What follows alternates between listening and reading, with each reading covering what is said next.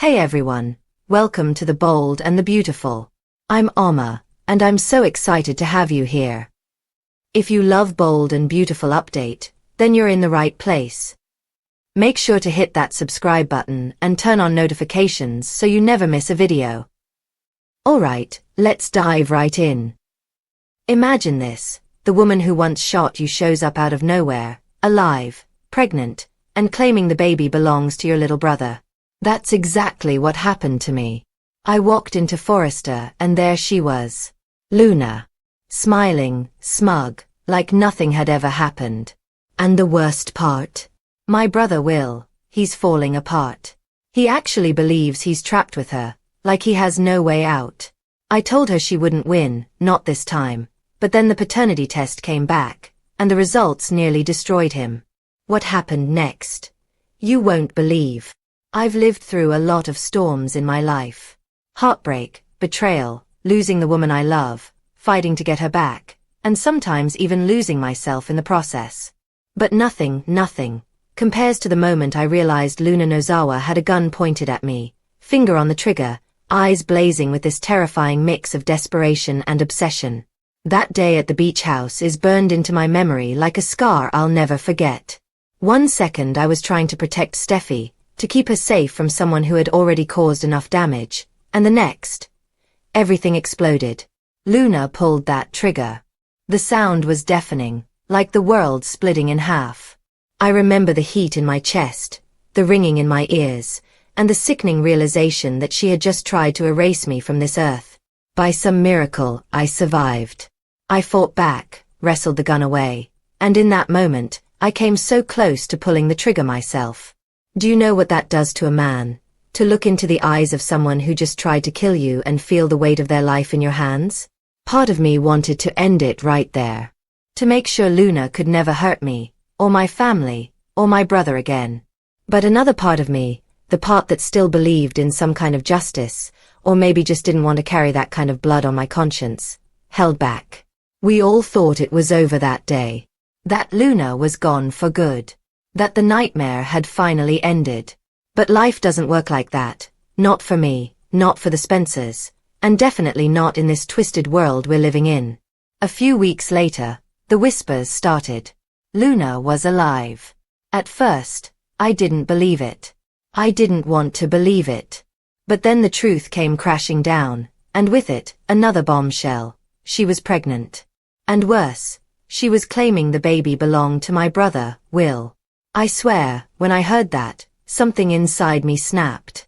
Will has always been the younger one, the one I've felt like I had to look out for. He's got my dad's fire in him, sure, but he's also got this vulnerability that he tries so damn hard to hide. I could see what Luna was doing to him, how she was breaking him piece by piece, and it made me furious. Because here's the thing, Will didn't just lose control of his life. Luna stole it from him. She duped him, used him, humiliated him with Elektra's mask, and now she was holding him hostage with this baby. Watching him sink lower and lower into despair has been one of the hardest things I've ever witnessed. So when I finally came face to face with Luna again, after everything, after the gun, after the lies, after the destruction, I didn't hold back. It happened at Forrester Creations, of all places. Everyone was buzzing with fashion show prep, models running around, fabrics draped over racks, and there she was. Standing in the middle of the chaos like she belonged there, like she hadn't nearly ended my life. The moment our eyes locked, the air shifted. My heart started pounding, not out of fear this time, but out of rage. Memories of that beach house flashed before me, and I could almost feel the phantom heat of the bullet that should have ended me. Liam, she said, her voice calm, almost smug. I figured we'd see each other again sooner or later. I stepped closer, my jaw clenched so tight it hurt. You're damn right we would. You didn't think you could crawl back here, pretend like nothing happened, and I wouldn't have something to say about it, did you? She smirked, her hand brushing over her stomach in this calculated, almost taunting way. I'm not here for you. I'm here for Will. For our baby. Whether you like it or not, that's not going to change. God, I wanted to scream. My fists curled at my sides, and for a second, I thought I might lose it right there in front of everyone. But instead, I leaned in close, lowered my voice, and let the venom pour out. You're a liar, Luna. You've always been a liar. You tricked him, you violated him, and now you're using that baby as a weapon. You're not here for Will. You're here for control. But I swear to you, I will not let you destroy my brother the way you've destroyed everything else. Her eyes hardened, the smugness fading into something darker. You don't get to decide what's best for him. He's a grown man. He can make his own choices. And whether you like it or not, he chose me. I laughed, bitter and sharp. He didn't choose you. He chose a mask. He chose a lie. And now he's drowning because of you. If you think I'm going to stand by and let you drag him down any further, you're out of your mind. For a moment, we just stared at each other, the tension thick enough to choke on.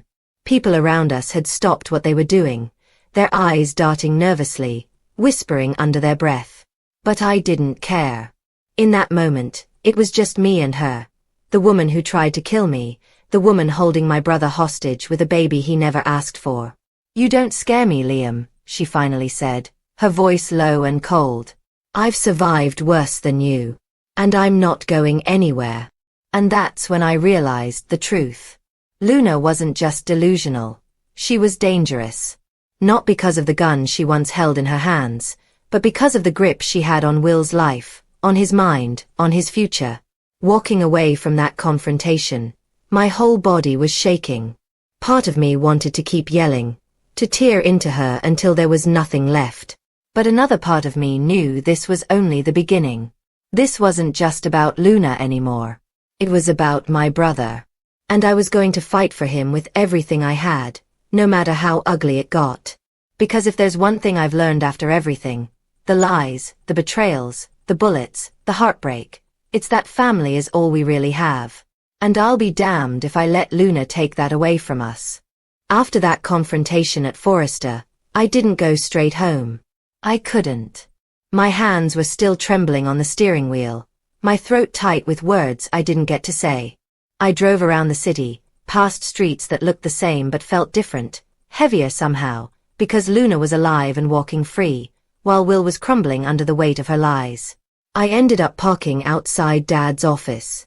The Spencer Publications building always felt like steel and glass stitched together with ego, a monument to my father's empire. Inside, everything smelled like expensive leather and old money. Dad was at his desk, barking into his phone like usual, but when he saw me walk in, he hung up mid-sentence. That alone told me how bad I must have looked. She's back, isn't she? He asked without me saying a word.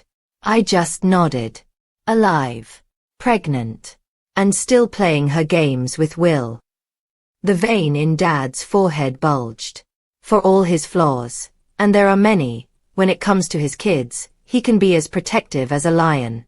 His fists slammed against the desk so hard I thought the glass might crack. She shot you, Liam. She almost killed you, and now she's parading around like she owns your brother. Why the hell isn't she in prison? I didn't have an answer. The truth was, I'd asked myself the same question 100 times. Somehow, Luna always slipped through the cracks, twisting the narrative until she came out looking like the victim. She said the baby's his, I muttered, my voice low. She touched her stomach like it was a trophy. And Will. Dad, he's falling apart. I've never seen him like this. Dad leaned back in his chair, running a hand over his face. For once, he looked defeated. We'll get her, Liam. One way or another. But right now, we need to make sure your brother doesn't lose himself. I left his office feeling a strange mix of fury and dread. I couldn't shake the memory of Will's text, I can't do this, or the emptiness in his eyes the last time we spoke. He was slipping, and fast. When I finally made it to his apartment, the place was dark, curtains drawn tight. I knocked and waited. No answer. I let myself in with the spare key he'd given me months ago, back when things were better, back when he trusted me to be there if he ever needed help. The sight that greeted me made my stomach twist. Beer bottles everywhere. A pizza box with a single slice hard as cardboard. Will was sitting on the couch in the same clothes I'd seen him in days earlier, staring blankly at the TV, which wasn't even on. "Will," I said gently, stepping inside. His head turned slowly, like it took too much energy just to move. "She's not going to let me go, Liam. Doesn't matter what you say to her. Doesn't matter what anyone says." I sat down beside him, the couch sagging under our combined weight. "Then we fight harder. Together." He shook his head, his voice hoarse. "You don't get it. She says it's my kid. What if the test proves it? What if I'm chained to her for the rest of my life?" The hopelessness in his words cut deeper than any bullet. "Then you'll raise that child with dignity," I said firmly. "But you won't let her control you. You won't let her decide who you are. You're more than this mess, Will. You're my brother. And I'll be damned if I let her break you." For a moment, silence hung between us. Then his shoulders started to shake, and he finally let the tears fall. I pulled him into a hug, holding on tight like I could somehow shield him from all of it. From Luna, from the lies, from the future he was terrified of. That night, I stayed with him. Ordered food. Made sure he drank water instead of whiskey. We sat in the dark, talking about everything and nothing until his eyelids grew heavy. When he finally fell asleep, I just sat there, watching him breathe, remembering the little kid who used to trail after me in the backyard, begging me to teach him how to throw a football. That little boy didn't deserve this. Neither did the man he'd become. The next morning, I got the call I'd been dreading. The paternity results were in. Walking into the doctor's office, my stomach churned. Will sat beside me, pale and silent. And then Luna walked in, her presence like poison in the air. She didn't look scared. She looked smug, like she already knew the outcome. The doctor cleared his throat and glanced at the papers in his hand.